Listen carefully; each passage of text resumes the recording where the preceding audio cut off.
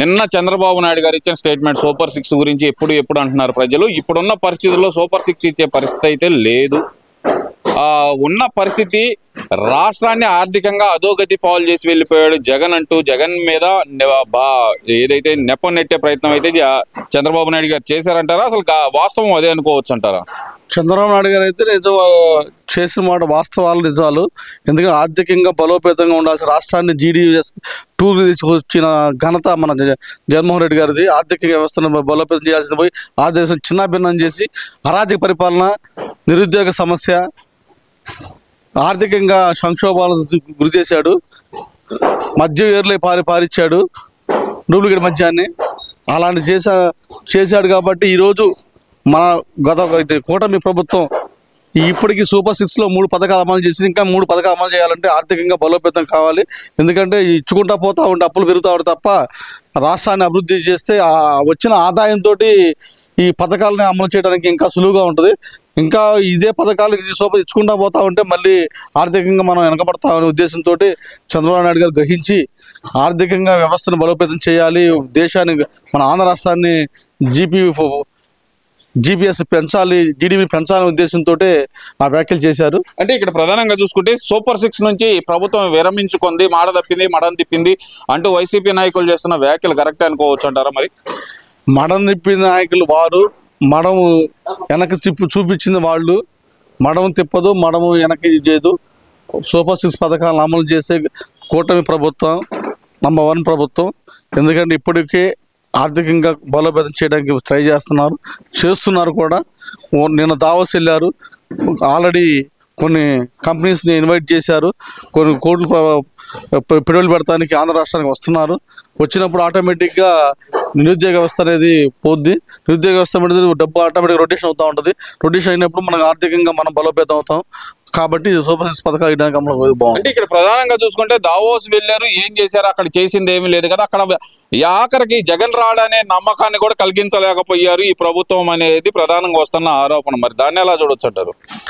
జగన్ ఇంకా రాడు అనేది మనకు తెలిసిన సత్యం. ఎందుకంటే ఆల్రెడీ జనాల్లో నాటుకుపోయింది ఏ ప్రభుత్వం ఎలాంటిది, ఏ ప్రభుత్వం ఎలా చేస్తుంది, ఏ ప్రభుత్వం బాగా చేస్తున్నది అనేది ప్రజలు చూస్తున్నారు, అనుభవిస్తున్నారు కూడా. కాబట్టి అది రాదనే నమ్మకం వైఎస్ఆర్ ప్రభుత్వం అనేది ఇంక లేదు, కనుమరుగైపోద్ది. రాబోయే రోజుల్లో కూడా ఎన్డీఏ కూటమి గెలిచిద్ది. కొంతమంది వైసీపీ నాయకులు అంటుంది ఏంటంటే కనుక చంద్రబాబును చూసే, ఈ రెడ్ బుక్ రాజ్యాంగం చూసే పెట్టుబడిదారులు రావట్లేదు, రాష్ట్రంలో పరిశ్రమల్లో పెట్టే వాళ్ళందరినీ బెదిరిస్తున్నారు. ఉదాహరణకి జిందాల్ని బెదిరించారు ఒక హీరోయిన్ అడ్డం పెట్టుకొని. అందుకనే జిందాల్ తీసుకెళ్లి మహారాష్ట్రలో 3 లక్షల కోట్లు పెట్టుబడి పెట్టాడు. అదే ఆంధ్ర నుంచి 3 లక్షల కోట్లు పెట్టుబడి వెళ్ళిపోయింది అంటున్నారు. నిజంగానే గడిచిన 5 సంవత్సరాల్లో 3 లక్షల కోట్లు పెట్టుబడి అనేది జిందాల్ ఇక్కడ పెట్టడానికి ప్లాన్ చేసుకున్నాడు అనుకోవచ్చు అంటారా? జిందాల్ ఒకప్పుడు కడప స్టీల్ ప్లాంట్ ని జిందాల్ కంపెనీ ప్రారంభోత్సవం చేసి 3 సార్లు శంకుస్థాపన చేసింది. ఆల్రెడీ జిందాల్ గుంటూరులో వేస్ట్ కంపెనీ తప్ప ఈ 5 సంవత్సరాల్లో పెట్టిన కంపెనీ లేదు.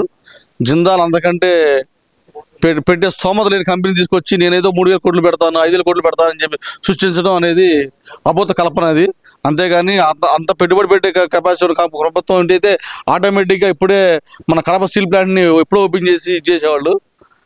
కాబట్టి జిందాల్కి అంత కంపెనీకి అంత ఇదేం లేదు. అంటే ఇక్కడ ప్రధానంగా చూసుకుంటే కనుక జగన్మోహన్ రెడ్డి సంక్రాంతి తర్వాత జనాల్లోకి వస్తాను అన్నారు. నిజంగానే సంక్రాంతి తర్వాత వస్తానన్న వ్యక్తి ఇంతవరకు దాని గురించి ఎక్కడ స్పందన కూడా లేదు. ప్రస్తుతం లండన్లో అయితే ఉన్నారు. సంక్రాంతి తర్వాత 3వ వారం నుంచి వస్తానన్నారు. ఆల్రెడీ జనవరి చివరికి వచ్చింది. అసలు ఎప్పుడు వస్తారంటారు ఆయన బయటికి? జగన్ వచ్చేదేం లేదు, ఇంకా వచ్చి ఏం చేస్తారు? చేయాల్సిందేం లేదు, చెప్పాల్సిందేం లేదు, ఏం లేదు కాబట్టి రాలేకపోతున్నాడు. నేనేం చేయలేదు అనే ఒక సంక్షోభంలో ఉన్నాడు కాబట్టి ప్రజలు రాలేకపోతున్నాడు. అదే ప్రజా సమస్య పోరాడి ప్రజల్ని నేను ఏదో అభివృద్ధి పరచాలనుకునేవాడైతే ఆటోమేటిక్గా వచ్చేవాడు, ప్రజల్ని ఇంకా చేతపరిచేవాడు. అలాంటి రాజకీయ 151 సీట్లు ఇచ్చిన ప్రజల్ని కాల్దనుకునేవాడు కాదు, గెంటేసే విధంగా చేసుకునేవాడు కాదు. కాబట్టి జగన్మోహన్ రెడ్డి గారు ఇంకా రాలేరు. ప్రజలందరికీ బుద్ధి వచ్చింది, ఇప్పుడు జగన్ అన్నకి ఎదురెళ్ళి దండం పెట్టి మరీ క్షమాపణలు చెబుతారు, మేము తప్పు చేసాం నిన్ను ఓడించి అంటూ వైసీపీ నాయకులు చేస్తున్న వ్యాఖ్యలు. నిజంగానే ప్రజలందరూ బ్రహ్మరథం పట్టడానికి జగన్మోహన్ రెడ్డికి, అదే జనాల్లోకి వస్తే బ్రహ్మరథం పట్టడానికి, ఎదురెళ్ళి క్షమాపణలు చెప్పడానికి ప్రజలు సిద్ధంగా ఉన్నారనుకోవచ్చు అంటారా? ప్రజలు అలా సిద్ధంగా ఏం లేరు. ప్రజలు సిద్ధంగా ఉన్నారనుకోవడం వాళ్ళ అవివేకం. ఎందుకంటే ప్రజలు ఎవరు మంచి చేస్తున్నారు, ఎవరు ఏం చేస్తున్నారు గ్రహించే ఉన్నారు. ఆ గ్రహించారు కాబట్టే నిన్ను 11 సీట్లతోటే చేశారు, నీ ప్రభుత్వం కొలదోశారు. ఇంకా నేనేదో నన్ను బ్రహ్మరథం పడతారనుకుంటే అది పిచ్చి పొరపాటు. నీకు అంతకంటే పిచ్చివాళ్ళు ఇంకెవరు ఉండరు. అంటే జగన్మోహన్ రెడ్డి బయటకు వస్తాను అని ప్రకటించిన కాడి నుంచి వరుస పెట్టి చూస్తే గనక, జనంలోకి జగన్ అన్న చెప్పిన కాడి నుంచి వరుస పెట్టి చూస్తే ఎంపీలు వరుసను రాజీనామా చేస్తున్నారు, అనలిస్టులు ఏదైతే కనుక వాళ్ళ మీడియా అధికార ప్రతినిధులు రాజీనామా చేస్తున్నారు. ఇప్పుడు తీరా చూస్తే విజయసాయి రెడ్డి కూడా రాజీనామా చేశారు. ఎలా చూడాలంటారు మరి జగన్మోహన్ రెడ్డి జనాల్లోకి వచ్చేదలికి పార్టీ మిగిలే అవకాశం ఉందంటారు అసలుకి? జగన్మోహన్ రెడ్డి జనాలకు వచ్చేలోపు ఆ పార్టీకి భూస్థాపితం అయిపోద్ది. ఎందుకంటే ఆటోమేటిక్గా ఉన్న రాజకీయ నాయకులందరూ కూడా పక్కెళ్ళిపోతున్నారు. ఎందుకంటే ఇన్ని రోజులు మేము చేసిన వ్యాఖ్యల్ని మమ్మల్ని ప్రజలు తిప్పికొట్టారు, మాకే బుద్ధి చెప్పారు, మేము ఇంకా అబద్ధాలు ఆడలేము, మీరు చెప్పిన మేము మాట్లాడలేము అని చెప్పి ఒక్కొక్కరు రాజీనామా చేస్తున్నారు.